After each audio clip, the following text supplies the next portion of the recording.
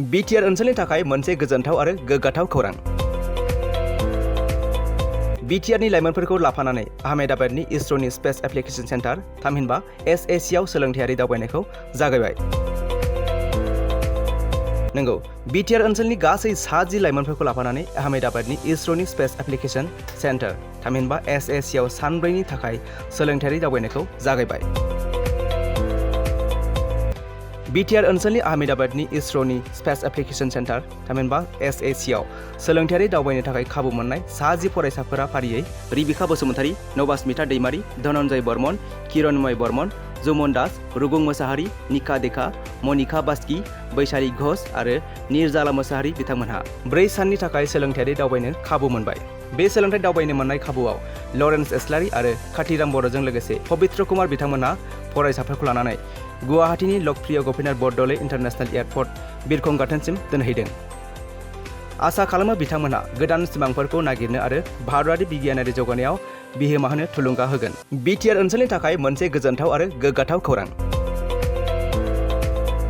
Btr नि लाइमोनफोरखौ लाफानानै आहमेदाबादनि ISROनि स्पेस एप्लिकेशन सेन्टार थामहिनबा SAC आव सोलोंथायारि दावबायनायखौ जागायबाय। नंगौ, Btr ओनसोलनि गासै 7 लाइमोनफोरखौ लाफानानै आहमेदाबादनि ISROनि स्पेस एप्लिकेशन सेन्टार थामहिनबा SAC आव सानब्रैनि थाखाय सोलोंथायारि दावबायनायखौ जागायबाय।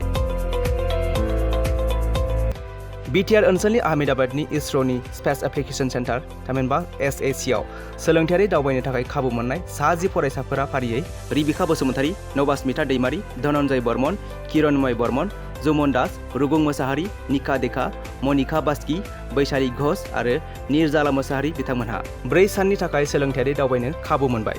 बे सोलोंथाइ दावबायनो मोननाय खाबुआव लरेन्स इस्लारी आरो काथिराम बर'जों लोगोसे पबित्र कुमार बिथांमोनहा फरायसाफोरखौ लानानै गुवाहाटीनि लकप्रिय गपिनाथ बरदलै इन्टारनेशनेल एयारपर्ट बिरखं गाथोनसिम दोनहैदों। आसा खालामो बिथांमोनहा गोदान सिमांफोरखौ नागिरनो आरो भारतारि बिगियानारि जौगानायाव बिहोमा होनो थुलुंगा होगोन। मोनसे फोसावथाय दतमा UN एकाडेमि फरायसालिया लानानै फैदों बेसेन नाङै मुं थिसननाय। दतमा UN एकाडेमि फरायसालिया KG 1 निफ्राय थाखो 8 सिमनि थाखाय बेसेन नाङै मुं थिसननाय लानानै फैदों। UN एकाडेमि दतमा फरायसालिया KG 1 निफ्राय थाखो 8 सिमनि फरायसाफोरनि थाखाय बेसेन नाङै मुं थिसननाय होगासिनो दं। बिथराय आरो फाइलिनि थाखाय फर्म बिलाइनाय आरो मुं थिसननाया सोलिगासिनो दं।